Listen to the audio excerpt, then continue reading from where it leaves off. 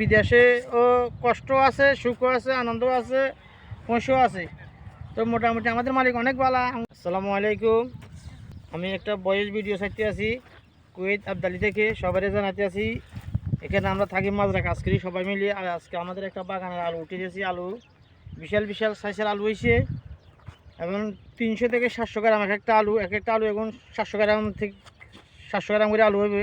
এত বিশাল বিশাল আলু মোটামুটি ভালো হয়েছে। আমরা সবাই মিলে চেষ্টা করতেছি আলুগুলো তুলিয়ে যদি ভালো দাম হয়, আমাদের মালিক আমাদের কাছে 100 টাকা করে আক্রামিয়ে দিব 100 দিনের। এই জন্য আমরা সবাই খুশি। এই খুশির কারণে আপনারা দেখা যাচ্ছে আলু তোলার আলু কী অবস্থা, মেশিন দিয়ে আলু উঠে যাচ্ছে। এক একটা আলু দেখি আপনারা সবাই খুশি হবেন আশা করি। আপনারা লাইক দিবেন, কমেন্ট করবেন, আঙ্গুতে ভালো লাগবে।